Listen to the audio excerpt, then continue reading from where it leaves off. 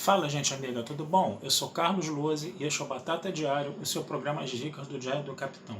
E hoje nós vamos continuar as nossas análises sobre Jornada nas Estrelas, né, sobre os episódios, né? E hoje a gente volta a TNG, mais especificamente para o terceiro episódio da primeira temporada, intitulado Código de Honra.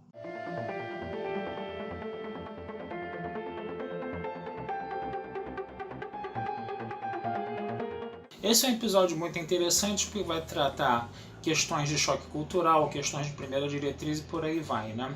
Vamos falar um pouquinho rapidamente do plot do episódio. O plot do episódio é o seguinte: existe um planeta, né, que está passando por uma epidemia, né?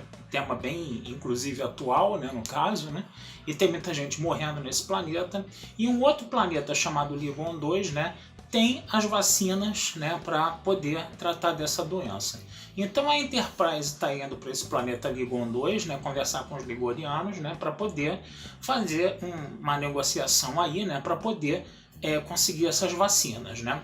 Só que esse planeta ligoniano ele tem uma cultura muito peculiar, né? Quer dizer, muito peculiar em termos, né? Porque lembra muito, né, as culturas antigas da Terra, onde você tinha uma sociedade altamente patriarcal, altamente machista, né? Onde os homens subjugavam as mulheres, né? E existia um código de honra onde uma série de procedimentos eram utilizados para quê?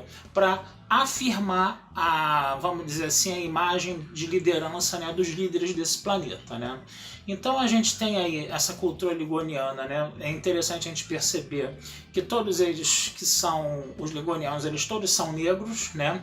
E eles se vestem, né, com motivos ali meio arabescos, né? Lembra um pouco a cultura árabe, né? Isso é uma coisa um pouco complicada porque a impressão que dá é que tem um certo preconceito aí. Mas muito bem, vamos lá, né? Vamos conversar um pouquinho sobre isso depois, né?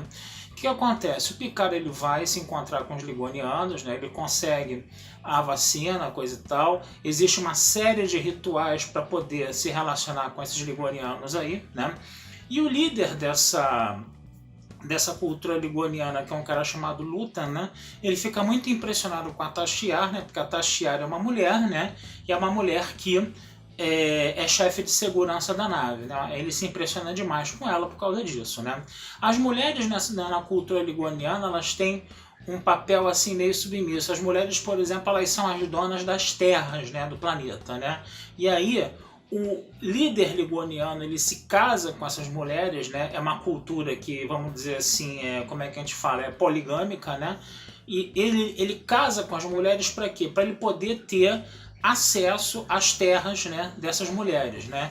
E aí com isso ele acaba ficando com muito poder. Então o casamento aí, né, é para que esses líderes ligonianos eles consigam ter acesso a terras, né, e acesso a poder, né? Qualquer semelhança com a cultura feudal não é mera coincidência, né? Então a gente já tem essa ideia aí no caso, né? Então o que acontece? A gente percebe, né, que o Lutan ele fica muito interessado, né, na Tashiar, né, e ele acaba arrumando um meio para quê? Para sequestrar a Tashiar, né?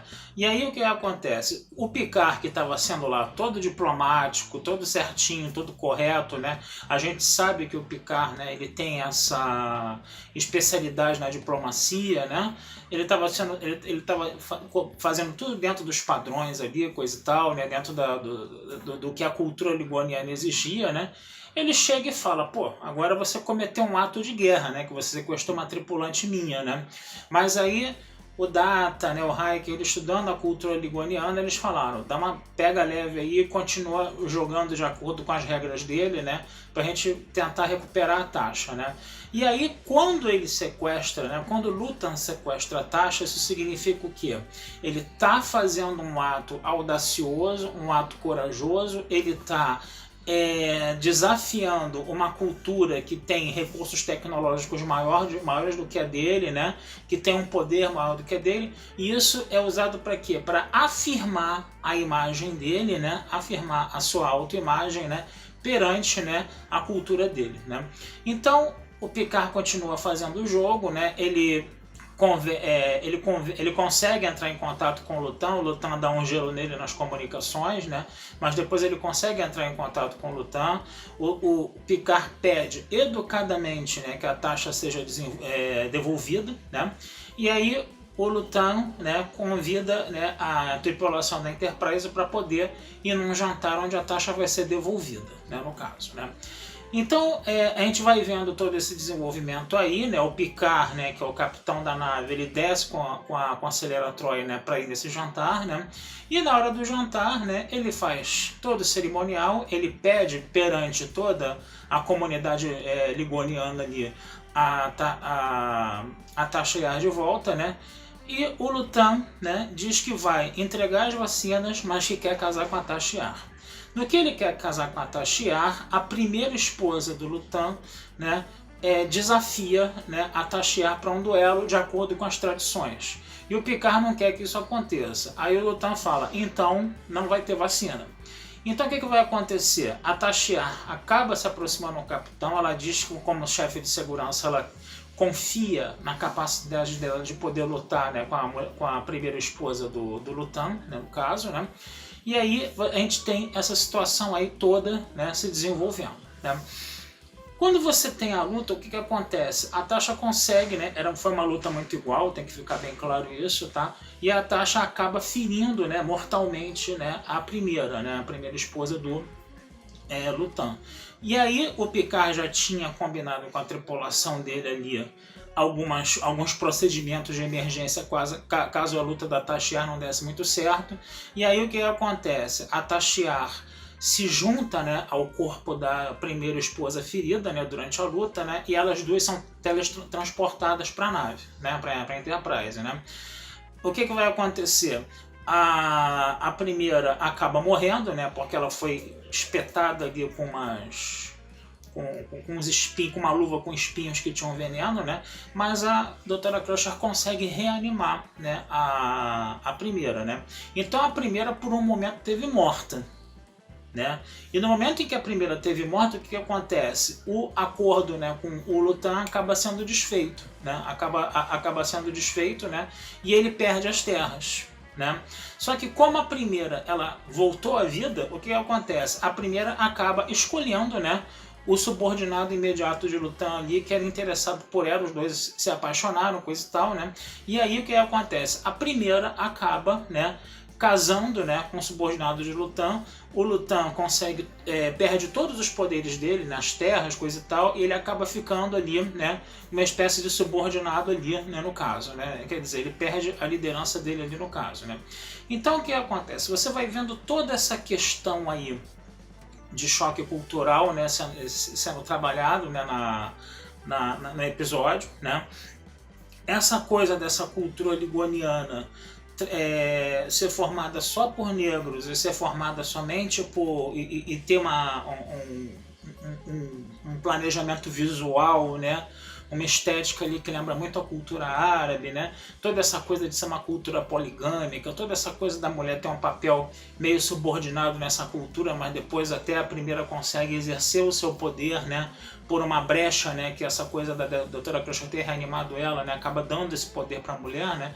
Mas fica me parecendo muito que essa cultura ligoniana, né, ela entrou muito naquele discurso de civilização versus barbárie que a gente viu no processo imperialista na virada do século XIX para o XX, né?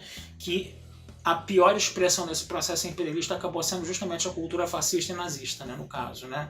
Então é uma coisa que incomoda um pouco, porque você vê, de um lado, a tripulação da Enterprise, lá os branquinhos lá civilizados, né, sendo lá Forge a exceção que confirma essa regra, né, de ser uma tripulação branca civilizada com desenvolvimento tecnológico, né, provavelmente a cultura europeia, né? E do outro lado os ligonianos, né, que é essa cultura mais periférica, né, dos mundos, né, que o imperialismo acabou, né, subjugando, né?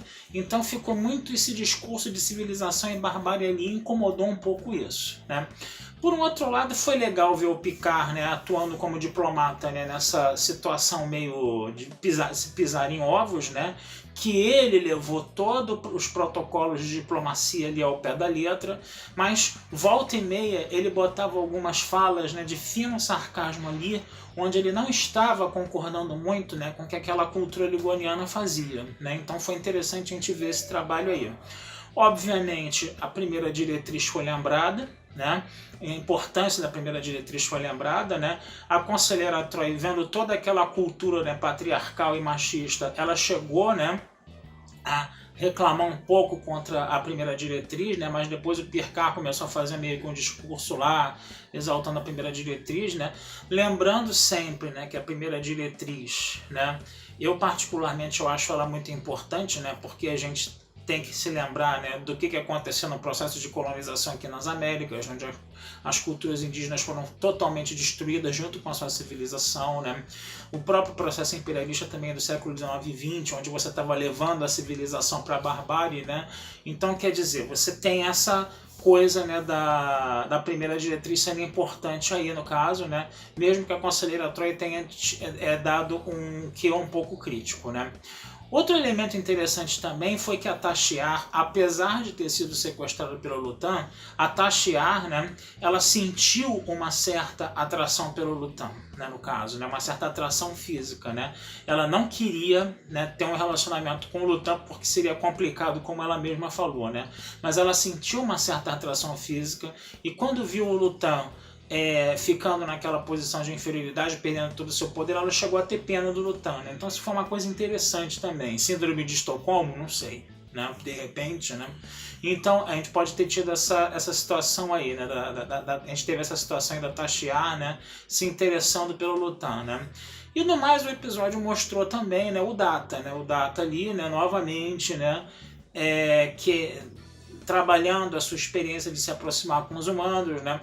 Tentando contar umas piadas pro LaForge e da forma como ele contava ficava totalmente sem graça, né? E depois ele falava uma coisa que ele, quando ele não queria ser engraçado, ele acabava sendo engraçado, né? Então também tem esses elementos aí, né, que trabalham, né, sempre o Data. A gente vê que todo episódiozinho aí, desde o episódio piloto, né, que o Data tá sempre sendo trabalhando um pouquinho a cada episódio, né, uma coisa interessante, até agora nesses 3 primeiros episódios aí da primeira temporada, né. Então é isso, gente.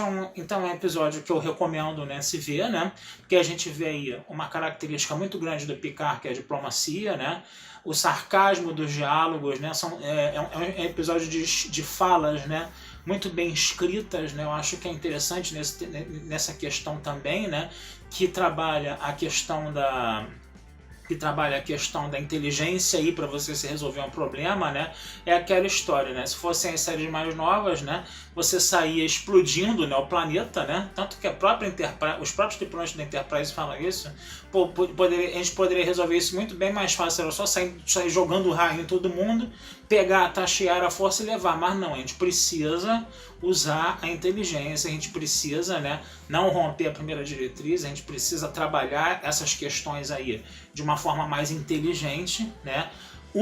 Não o uso da força, mas sim o jeito. É aquela velha história, né, que o nosso tricampeão mundial, o Gerson, falava, né? Tem horas que quando você bate uma falta, né, você tem que bater com força, né? E tem outras horas que quando você bate uma falta, você tem que bater com jeito. Então esse episódio é um exemplo clássico de que a questão toda aí é jeito e não é força. Isso é Jornada nas Estrelas Raiz. Tá certo, gente? Então vou ficando por aqui, desejando vida longa e próspera a todos, né? Esse episódio também vai estar lá analisado na Batata Espacial e não deixem de curtir, compartilhar e comentar o Diário do Capitão nas redes sociais. Um abração.